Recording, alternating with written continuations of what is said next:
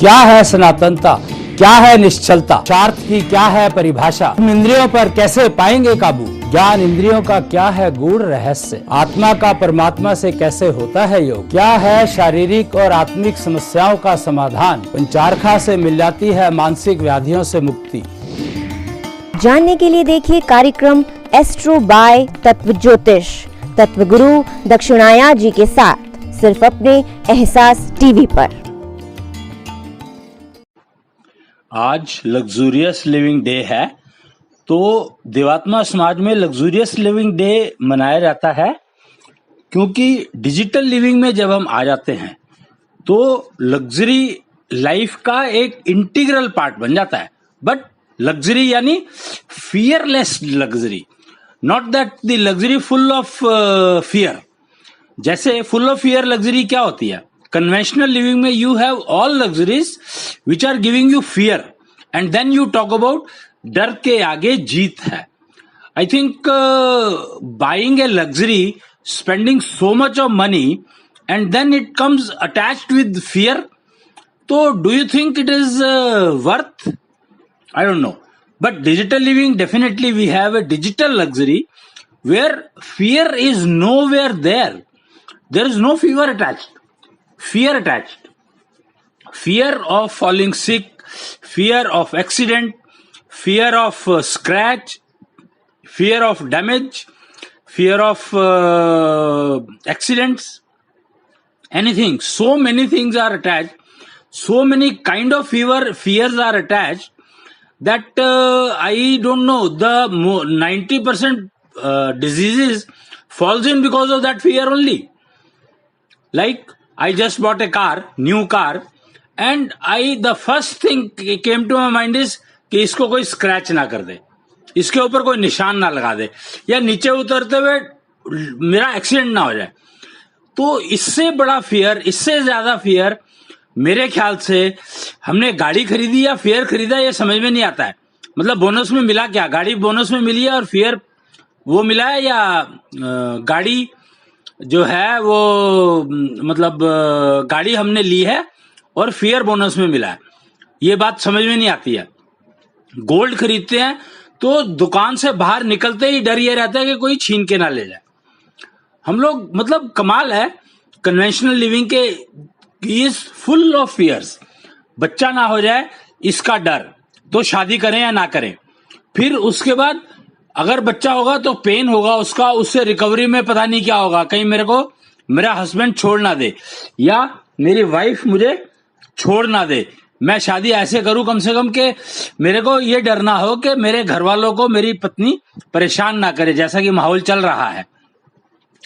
तो इतने सारे फियर्स अटैच्ड होंगे तो हम क्या जिंदगी जिएंगे? तो देवात्मा समाज जो डिजिटल लिविंग में आ चुका है, डिजिटल लिविंग के को देने के लिए, डिजिटल लिविंग के फायदे, डिजिटल लिविंग के एडवांटेजेस बताने के लिए ही आपको, और तैयार करने के लिए, प्रिपेयर करने के लिए, एलिजिबिलिटी डेवलप करने के लिए, और वो टेक्नोलॉजी सिखा करके उनका उपयोग करना सीख करके और फिर आप डिजिटल लिविंग में रहेंगे तो आप fearless, no fear, near zero fear luxury के साथ रह सकते हैं। तो लग्जूरियस लिविंग डे है आज, हम लोग मनाते हैं इसको। तो मैं चाहूंगा कि अगर आप चाहें अपनी जिंदगी में फियर नाम की चीज से बचना चाहते हैं, तो आप डिजिटल लिविंग में माइग्रेट करने का विचार करें। एटलीस्ट समझने की कोशिश करें कि डिजिटल लिविंग है क्या। तो देवात्मा समाज का ये काम है डिजिटल लिविंग का। हमारे जो शिक्षक थे, आध्यात्मिक शिक्षक हम उनको बोलते हैं, सत्यानंद जी, पंडित सत्यानंद जी अग्निहोत्री। तो उन्होंने जो है पूजा के अंदर जो प्रोसीजर्स बताए, पूजा करने के तरीके बताए, पूजा करने का जो विधान रखा या बताया, समझाया, उसमें फियर नहीं है। अभी जो है पूजा के अंदर हमारे को फियर है, पता नहीं हमें मिलेगा कि नहीं मिलेगा। पहले ही डाउट है कि पूजा हम कर रहे हैं तो उसका हमें फल मिलेगा कि नहीं मिलेगा।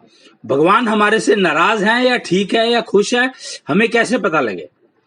तो ये सब चीजों को हटाने के लिए हमारे जो ये हैं आध्यात्मिक शिक्षक अग्निहोत्री जी, इन्होंने बहुत अच्छी अच्छी बातें बताई हैं और इसके बारे में हम चर्चा करते रहेंगे। ये लोग करते रहेंगे चर्चा, जो इसकी जो डॉक्टर निधि अग्रवाल सेक्रेटरी हैं, ये अपना करती हैं कार्यक्रम, तो उसमें ये बात इन चीजों के ऊपर ही चर्चा रहेगी, बताया करेंगी। और कोई सवाल हो आपको तो आप इनसे पूछ सकते हैं। और ये जो है हम FB लाइव होता है इसके ऊपर क्या कहते हैं, फेसबुक पर, भगवान टीवी पर, तो उस पर आप देख सकते हैं। कृष्णांश कथा के नाम से ये FB लाइव चलता है, तो वहां पर देख सकते हैं जी।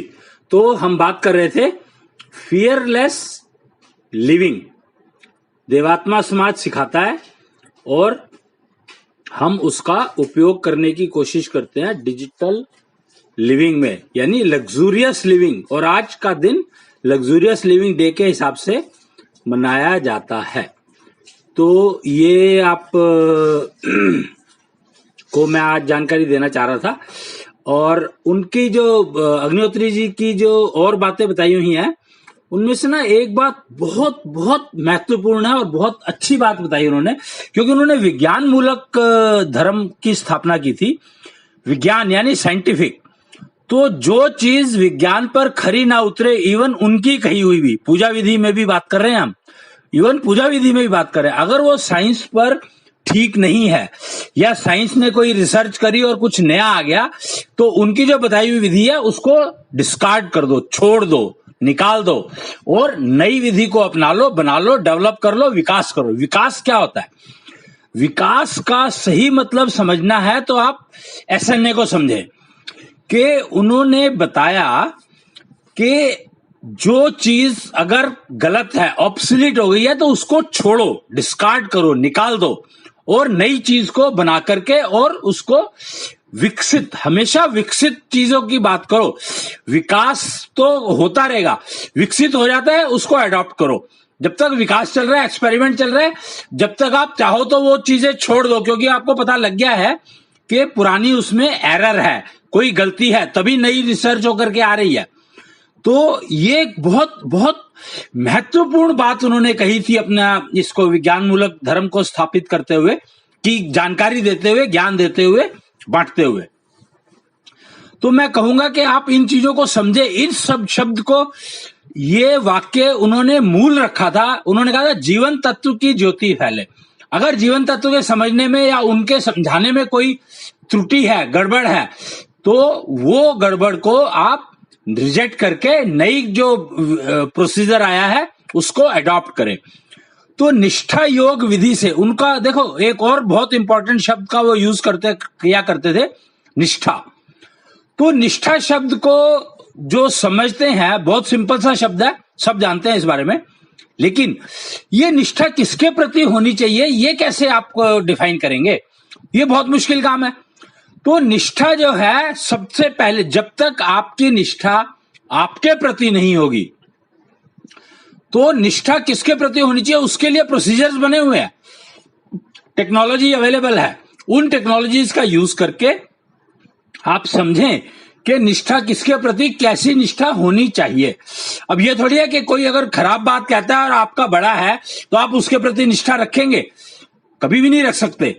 अगर वो आदमी आपको हमेशा मिसगाइड ही करता है, कोई इंसान आपको अगर मिसगाइड ही करता है, चाहे वो आपके पेरेंट्स ही क्यों ना हो, उन्होंने कहा है ये बात, चाहे वो आपके पेरेंट्स ही क्यों ना हो, उनको आप तुरंत छोड़ दें।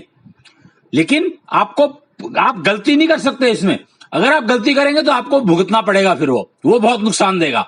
क्यों? गुरु को अगर आपने गुरु की पहचान नहीं करी और किसी को भी गुरु मान लिया, तो आप मिसगाइड तो होगे ही। आपकी ये डेफिनेटली ब्लंडर जो है, गलती जो है, वो माफी लायक नहीं होती है। एक्चुअली कोई भी गलती माफी लायक नहीं होती है। माफी नाम का शब्द उसमें नहीं बना है, क्या कहते हैं उसको, प्रकृति में नहीं बना। नेचर की बात करते थे वो, नेचर में माफी नाम की कोई चीज नहीं है। नेचर कहती है अगर तुम मुझे नुकसान करोगे तो मैं तुम्हें 1000 गुना नुकसान दूंगी। और देख रहे हैं कि हम क्या करते हैं और कितना पोल्यूशन हमें रिजल्ट में मिल जाता है। तो पोल्यूशन कौन दे रहा है? हम पोल्यूशन कर रहे हैं।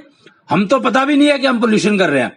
पोल्यूशन तो नेचर दे रही है, बता रही है कि तुम ये पोल्यूशन कर रहे हो।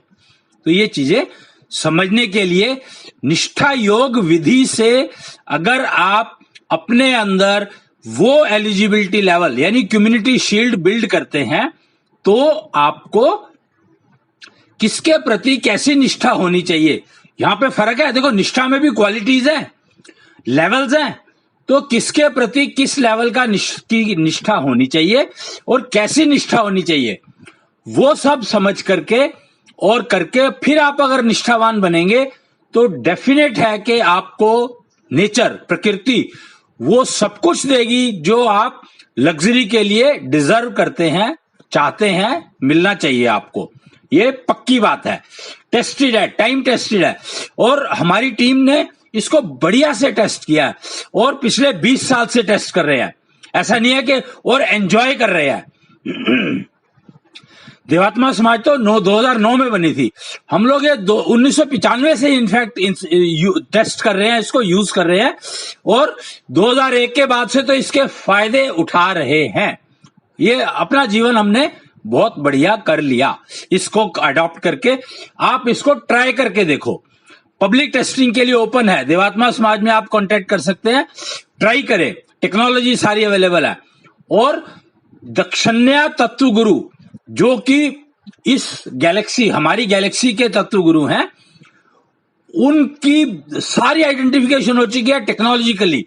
टेक्नोलॉजी ने आइडेंटिफाई कर दिया तो साइंस उसको प्रूव कर देती है और साइंस ने प्रूव कर दिया क्योंकि जिन्होंने जो टेक्नोलॉजी दी वो टेक्नोलॉजी का टेस्ट किया, फायदा हुआ, तो वो इसका मतलब साइंस ने अप्रूव कर। देखो टेक्नोलॉजी देती है, टेस्ट करवाती है, बताती है और साइंस उसको अप्रूव करती है। ये रूल है, रूल यही है, इसीलिए टेक्नोलॉजी पहले आती है, साइंस बाद में आती है।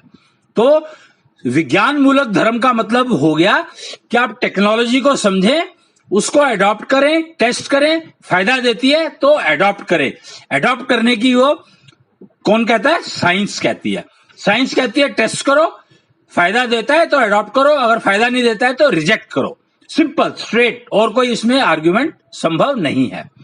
तो आज के लिए मैं इतना ही मैसेज देना चाहूंगा, उसके बाद अगली बार नेक्स्ट उसमें कुछ और देखेंगे। आज के लिए इतना ही।